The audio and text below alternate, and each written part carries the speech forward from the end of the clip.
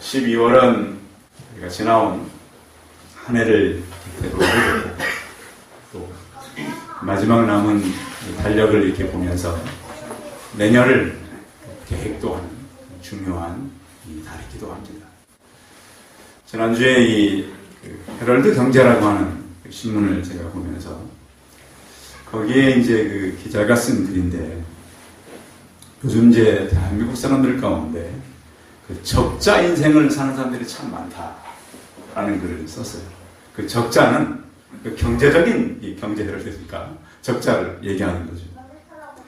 버는 것보다 쓰는 게 더 많은 적자 인생을 살고 있는 사람들이 바라는 것은 소박하다는 겁니다.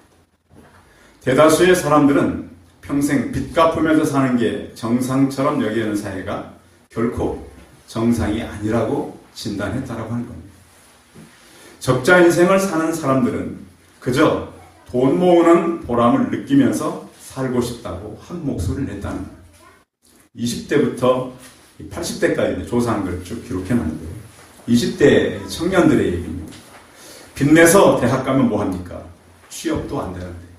그래서 오늘도 보니까 졸업식을 갖는 게 맞느냐? 이런 글이 이제 많이 올라와 있어요.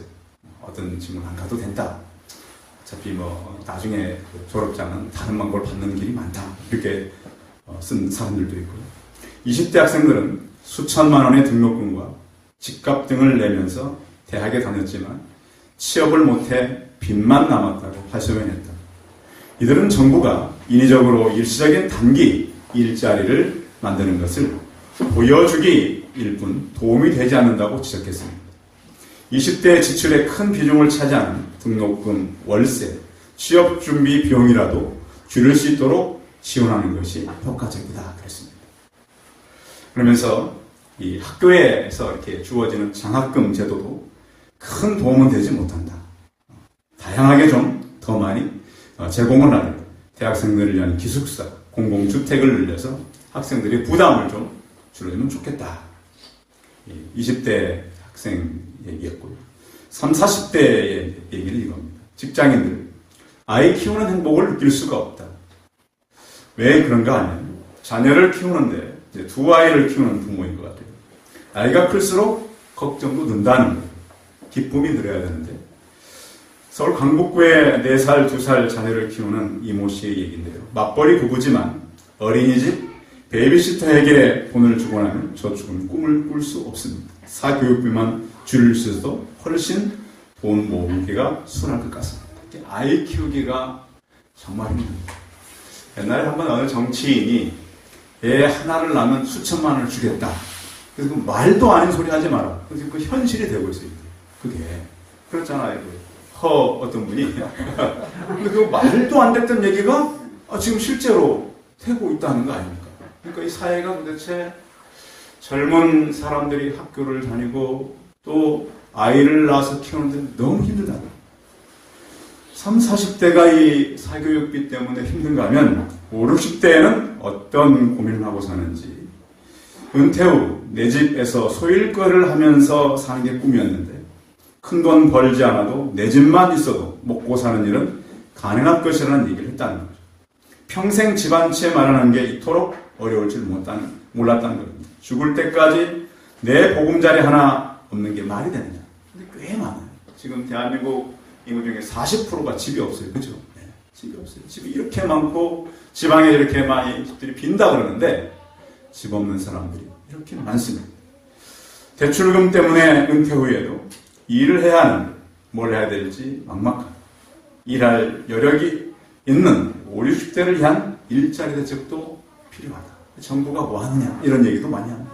70, 80대 빚을 안고 사는 사람들을 이렇게 얘기를 계속 써놨는데, 좀 그럼 노후가 있느냐? 노후가 없다. 계속 일을 해야 되고, 문제는 좀 나누면 좋겠는데 나눌 여유가 없다는 것이 바로 대한민국을 살아가는 12월 달에 우리의 현주소라고 한 것입니다. 현실을 우리가 무시할 수는 없고요. 그러면 예수님께서는 2000년 전에 지금보다 더 힘들게 살았던 이스라엘 백성들을 보면서 뭐라고 교훈을 하시는 거예요. 결산, 그러면 주로 이제 뭐가 남는 거잖아요. 그렇죠. 결산. 그때는 이제 뭐가 마이너스고 뭐가 플러스가 되는 거죠. 예수님께서는 잠시 쓸 얘기가 아니라 우리는 성경을 접하면서 이 이야기는 영원한 이야기라는 거예요. 한번 뭐 청년 때, 뭐 장년 때, 노년 때 필요한 것이 아니라 하나님의 말씀은 진실하고 진리이기 때문에 이것을 영원의 가치를 두고 하는 얘기인데, 오늘 이야기는 지혜 있는 청지기의 이야기예요. 그런데 무엇이 과연 지혜가 있는 건지, 과연 이 사람이 일을 잘한 건지 오늘 본문은 굉장히 해석하기가 좀 어려운 본문이에요. 원문을 찾아보니까 해석도 사실은 정확히 번역되지는 못해서 제가 보니까요. 제 관점이에요. 왜냐하면 이 어휘를 정확히 살렸어야 되는데 정확히 못 살리면서 번역을 해놨기 때문에 좀 더 어렵게 우리가 읽어야 되는 그런 본문이 이 얘기예요. 자, 오늘 얘기는 쉽게 얘기하면 이겁니다. 한 부자에게 1절 한번 읽어볼까요? 서론이 중요하니까요. 1절 읽어봐요. 시작. 또한 제자들이 계시되 어떤 부자에게 청지기가 있는데 그가 주인의 소유를 낭비한다는 말이 그 주인에게 들린지라. 거기까지. 부자인데 부자니까 이제 아무래도 그 일을 맡아야 해야 될 사람들이 많을 거 아닙니까? 근데 그 청지기가 주인의 소유를 낭비한다는 거예요. 사장님 어떻게 해야 돼요? 잘라야죠. 바로. 뭐 두말할 것도 없어요. 아니, 일을 하라고 맡겼으면 주인에게 유익이 돼야죠. 근데 유익이 못 되고 이 주인이 한다는 이 본문을 보면 그 말이 주인에게 들렸어요. 이게 해보고 이제 주인이 확인한 건 아니에요. 이 말이 들렸어요. 우리 사장님 바로 잘라야 그런다는데, 자, 주인이 그를 불렀어요. 불러가지고 이제 바로 하는 말이 내게 대하여 들은 바, 이 말이 어찌 된 거냐? 내가 보던 일을 셈하라. 이 말이 무슨 말이죠? 셈하라는 얘기는? 계산해봐라. 셈해라. 그리고 그 셈하라, 거기는 뭐가 깔려있는 거예요? 그만 둬라. 청지기 직무를 계속하지 못하리라. 요즘 같으면 이제 해고되는 거죠.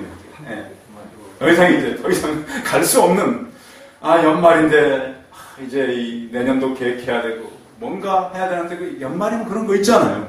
내년을 어떻게 우리가 살아가야 되는가 고민할 텐데 이 날은 추워지고 이 영하 10도가 넘어가는 추위에 이제 이 밖에 나가게 생겼단 말이에요. 그렇다면 과연 이 해고를 앞에 둔 이 청지기 이 사람은 어떻게 해야 하는가? 자, 드디어 이제 그는 자기를 돌아보기 시작했어요. 현실이 이제 파악되고 나서 자기 현실을 이렇게 진단하는 거예요. 3절 읽어봐요. 3절. 그게 현실입니다. 시작. 청지기가 수고를 이르되 주인이 내 직분을 빼앗으니 내가 무엇을 하라. 땅을 파자니 힘이 없고 빌어먹자니 부끄럽구나. 드디어 이제 지금 나가서 할 게 없으니까 요즘 같으면 뭘 해야 된다는 거예요. 땅을 판다는 것은. 막노동이라도 해야 되고, 그렇죠?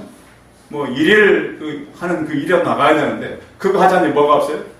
힘이 없어요. 여러분, 그 막일 하는 분들 그냥 하는 거 아니에요. 제가 청년 때 저희 선배랑 그 막일하는 거 아르바이트 갔다가 선배가 전 도망가자더라고요. 저희 선배가요, 후배인 저를 보고 선배를 설득해가지고 저거 하루 종일 일을 하고 그날 이제 하루 일한 걸 받았는데요.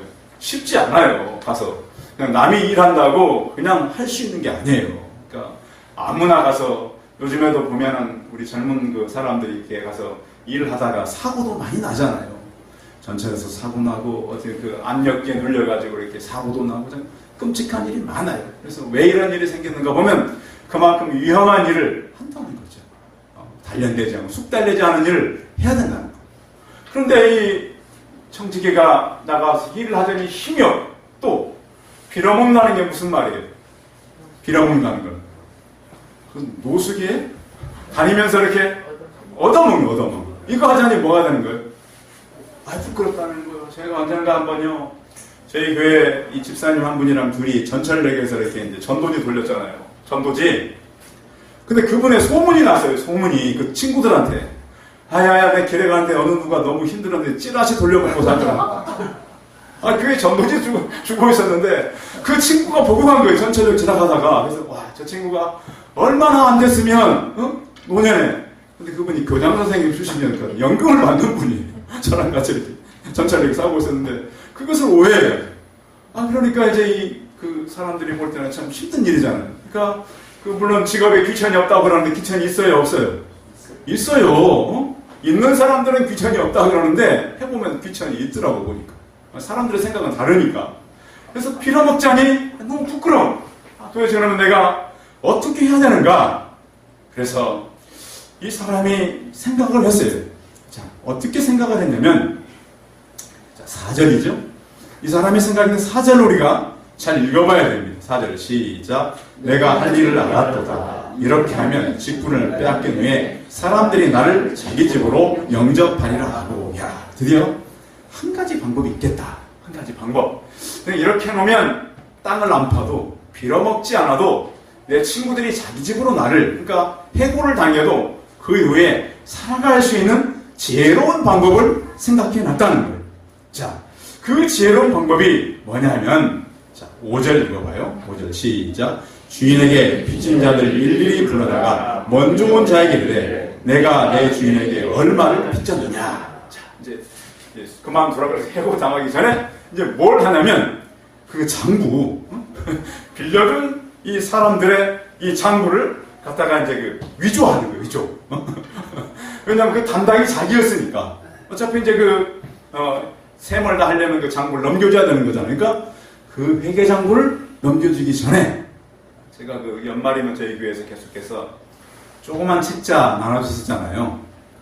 살아갔더니 문방구집 주인이 빚 빌려준 거 이렇게 갚아주는 그 책 하려고 사가는 거 아니냐 이렇게 물어보거든. 이렇게 여러분 일수 찍을 때 조그만 책자 뒤에 아직 밑에 좀 남아 있어요. 그래서 일수 쓰려고 사는 거 맞다고. 전도 일수표 쓰려고 지금 사가. 그래서 이제 그런 걸 이제 한 거예요. 그래서 보니까 이 사람이 어떻게 하냐면, 자, 주인에게 이제 빚진 사람을 데려다가, 자, 6절 읽어봐요. 시작. 말하되 기름 100마리입니다. 여기에 내 증서를 가지고 앉아 50이라 쓰라. 자, 100마를 빌려갔는데 얼마를 쓰라고요? 50이라고 쓰라. 그리고 또 7절에 보면 100석이니이다. 이러되 내 증서를 가지고 얼마나 쓰라고요? 80이라고 쓰라. 고쳐 쓰라는 거예요. 근데 그 당시 법을 찾아보니까요, 이스라엘 백성들은요, 같은 민족끼리 고리대금을 할 수 없게 돼 있어요. 그래서 미리서 그 고리대금을 할 수 없으니까 이자까지 쳐서 장부에 기록했다는 거예요. 그러니까 아예 여기 있는 대로 이 기름 100마를 빌려간 게 아니고 50말만 빌려가도 연말에 100마를 갚겠습니다. 그러니까 이자까지 합쳐서 기록해 놓은 거예요, 이게. 네, 선이자. 선이자까지 기록해. 왜냐면 고리대금이 법적으로 안 되게 돼 있어요. 고리대금만 하면 안 돼요. 같은 민족끼리는. 그러니까 이자까지 쳐서 기록해 놨던 거를 이자를 제하고 원금만 기록했다. 이렇게 이제 기록한 그 기록도 있어요, 보니까. 충분히 그럴 수 있다는 거죠. 그리고 또 한 사람은 20%, 한 사람은 50%, 한 사람은 25%. 그런데 이 양이 굉장히 많은 양이래요. 한 1년 반 정도의 양이래, 이 양이. 감해준 양이. 그럼 생각해보면 여러분, 1년 반 동안, 그러니까 연봉에다가 반년 연봉하면 꽤 많은 액수죠. 굉장히 많은 액수. 그런 액수를 이렇게 감해줬다는 거예요. 그래서 이렇게 하고서 돌려줬는데, 주인이 뭐라고 했냐면, 이것도 들켰어요. 모르는 게 아니에요. 들켰는데, 자, 8절에 보세요. 8절 읽어봐요. 시작. 주인이 이 옳지 않은 청지기가 이를 지혜 있게 하였으므로 칭찬하였으니 이 세대 아들들이 자기 세대에 있어서는 빛의 아들들보다 더 지혜로움이니라. 자, 그 주인이 알았으면 이것을 청지기를 더 혼낸 것이 아니라 오히려 칭찬했다 그랬어요. 자, 그래서 우리는 이 불의한 이 일을 한 이 청지기를 왜 이 지혜롭게 일을 했다라고 칭찬한 것을 우리는 잘 이해를 해야 되냐면, 이 사람이 결국은 뭐하냐? 왜 칭찬을 하냐면 자기의 미래를 준비했다는 거예요. 미래. 현재가 아니라 자기 미래를 준비하기 위해서 이런 일을 한 것을, 그러니까 그 일이 옳다는 것이 아니라 그 일은 불의한 일입니다. 그러니까 그 일을 잘했다고 칭찬하는 것이 아니라 자기 미래를 준비한 것에 대해서 칭찬했다는 거예요. 자, 마지막 순간에 그는 어떻게 보면 빌려간 사람들에게 정직하게 해줬어요. 그렇죠? 빌려간 순간. 그리고 또 주인와의 관계에 있어서 고리대금 금지법에 걸리지 않도록 해준 거예요. 그렇죠? 걸리지 않도록. 그런가 하면 빚진 자들에게 있어서 엄청난 부담을 덜어줬어요. 그래서 아마 그럴 수도 있어요. 그렇게 빚을 탕감해줬더니 나중에 칭찬을 누가 들었을까요? 종이 들었을까요? 주인이 들었을까요? 주인이 들었을 가능성이 많다는 거예요. 그렇죠? 종들의 일은 사실 빛나지 않아요. 주인이 오히려 종을 시켜서 한 것처럼 칭찬을 할 수도 있다. 이렇게 이제 볼 수 있다라고도 해요. 그래서 종이 미래에 대해서 준비를 잘했다라고 하는 것은 바로 이런 얘기죠.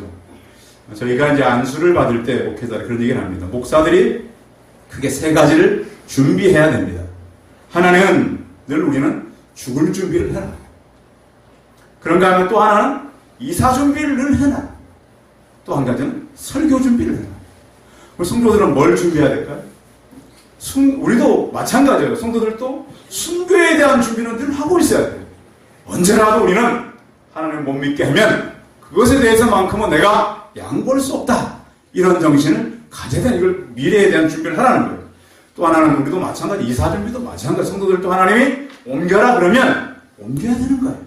또 하나는 우리에게는, 저는 설교 준비를 해야 되지만 성도는 전도 준비를 해놔야 돼요. 언제라도 예수 그리스도를 전할 수 있는 그런 마음의 준비가 우리에게 필요한 것이죠. 자, 지혜로운 이 청지기가, 그런데 오늘 성경에 보면 이 재물에 대해서 불의한 재물이라고 표현하고 있어요. 자, 9절 읽어봅니다. 9절 시작. 내가 너희에게 말하니 불의의 재물로 친구를 사라. 그래하면 그 재물이 없어질 때에 그들이 너희를 영주할 처소로 영접하리라. 아멘. 자, 불의의 재물이라고 그랬습니다. 그러니까 재물은, 그러면 불의한 재물이 있고 의로운 재물이 있는 겁니까? 어때요? 있어요? 근데 이제 오늘 이 성경에서는 꼭 불의한 재물이라는 그런 걸 특정한 건 아니고요. 본문에서는 불특정한 일반 재물을 얘기했다는 거예요. 재물에 대해서. 그러니까 재물에 대해서 이것이 의롭다, 불의하다 그런 것보다는 일반적으로 불의한 재물, 그게 이제 세속적이고 일반적인 재물에 대해서 그렇게 성경은 말했다고 하는 거예요. 그래서 공동번역에서는 세속의 재물이라고 이렇게 했어요. 그래서 그러니까 재물에 대한 얘기는 얘기지만 그 재물에 대해서 성경은 어떻게 표현하냐면 여기에는 이렇게 표현이 있어요. 불의한 재물로가 아니라 재물 밖으로라는 표현이 들어있다는 거예요. 그러니까 우리가 성경을 보면 그 표현을 잘 못 살린 것들이 있는데 어디에서 들어가서 나오고 이런 구조가 오늘 여기 있는 이 구절에 있어요. 거기에 들어가서 나오고, 그런데 그 구조를 살리지 못한 거죠. 마치 그 사도행전에 보면 그 히브리인들과 그 헬라인들이 서로 구제할 때 구제에 빠짐으로, 그 본문 있잖아요. 구제에서 빠짐으로 이렇게 했으면 되는데 꼭 그런 본문 마냥 오늘 구절은 재물로 친구를 사귀라 이 말 가운데 재물에서 나와서 친구를 사귀라 이 본문을 못 살렸다는 거예요. 본문이. 그러니까 오늘 성경을 보면 내가 너에게 말하니 불의의 재물에서 나와서 친구를 사귀라. 그래야하면 그 재물이 없어질 때에, 이 재물이 없어질 때도 어떻게 보면 우리가 죽을 때, 생명이 끝날 때에 그들이 너희를 영주할 처소로 영접하리라. 이렇게 표현됐다는 거죠. 그래서 결국은 무슨 얘기냐면 프롬 인투 구조라는 거예요. 불의한 재물에서 나와서 친구를 사귀라. 그러니까 재물만 붙잡지 말고 우리가 친구를 오히려 붙잡아라. 이런 표현이라는 거죠. 마치 일본 상도에 보면, 일본 상도에는 그런 얘기가 있습니다. 일본의 큰 상도라고 하면요, 그 오사카 상도, 교토, 오미, 나고야, 도쿄, 긴자 이런 그 큰 이 사람들이 대표되는 그런 이 사업을 하는 사람들이 있는데요. 그 사람들이 하는 말이 이런 얘기가 있습니다. 돈을 남기는 것은 가장 낮은 거다. 그런가 하면 가게를 남기는 것은 중간 정도다. 사람을 남기는 것은 최상이라는 거예요. 결국 돈을 남기지 말고 사람을 남기라. 오늘 본문의 핵심도 거기 있는 것입니다. 재물을 가지고 사람을 남기라는 거죠. 자, 우리는 살아가면서 인생을 재물을 남길 생각을 많이 해요. 근데 성경은 무엇을 남기라는 거예요? 사람을 남기라는 거예요. 사람. 그래서 오늘 이 본문을 가지고 그 다음 절을 설명하는 거예요. 자, 불의한 재물에서 나와서 친구를 사귀어라. 자, 10절도 읽어봐요. 10절 시작. 지극히 작은 것에 충성된 자는 큰 것에도 충성되고 지극히 작은 것에 불의한 자는 큰 것에도 불의하리라. 그렇습니다. 그래서 우리는 이 불의한 것을 가지고 하나님 앞에 충성되게 살아가야 되는데 이 재물이 사실은 우리의 것이 아니라는 거예요. 12절 읽어봐요. 12절 시작. 너희가 남의 것에 충성하지 아니하면 누가 너희의 것을 너희에게 주겠느냐. 물질은 다 누구 거예요? 사실은 하나님의 건 남은 거예요. 내 것이 아니에요. 근데 우리가 이 물질을 내 마음대로 할 때가 많다는 거예요. 근데 그렇지 않은데 내가 하나님의 것을 가지고 충성되지 않는데 누가 너희의 것을 너희에게 주겠냐. 하나님 앞에서 물질 관계를 분명히 하라는 거죠. 그리고 계속해서 성경은 지극히 작은 것, 불의한 재물, 남은 것, 너희 것 이것을 갖다가 비교하고 있어요. 작은 것, 큰 것, 불의한 것, 참된 것, 남의 것, 너희의 것 이러면서 무엇을 너희가 선택하며 살겠느냐 이렇게 말하는 것이죠. 세상의 재물은 불의하지만 하늘의 보안 참된 것입니다. 그래서 우리는 땅에 재물을 쌓지 말고 우리 보화를 하늘에 쌓고 살아가는 거죠. 12월이 되면 우리는 무엇을 남겼는가? 성도 여러분 물질을 남겼습니까? 하나님께서 우리에게는 물어봅니다. 물론 물질 관리도 잘 해야 되겠죠. 근데 우리는 복음을 가지고 청지기로서의 무엇을 남긴 것입니다. 청지기라는 말 자체는 이미 남은 것을 맡았다는 거예요. 그래서 우리 모두는 다 하나님께로부터 하나님 걸 맡은 거예요. 그것을 여러분 관리하면서 그 물질을 가지고 이 땅에 사는 동안 친구를 사귀는 하나님의 사람을 만드는 그런 일에 얼마나 쓰셨습니까? 라는 오늘 본문은 얘기하는 겁니다. 왜냐하면 이 청지기가 한 일은 나중을 위해서 자기의 미래를 위해서 했다는 거예요. 세상 사람들은 이 땅의 사람들 굉장히 전투적이고 이 땅에 살면서 굉장히 이렇게 그 미래를 위해서 열심히 살잖아요. 생각해 보세요. 그 믿지 않는 사람들도요, 자신들의 미래를 위해서 엄청 억척스럽게 살아요. 그렇죠. 돈을 모으기 위해서도 얼마나 전력하며 사는지 몰라요.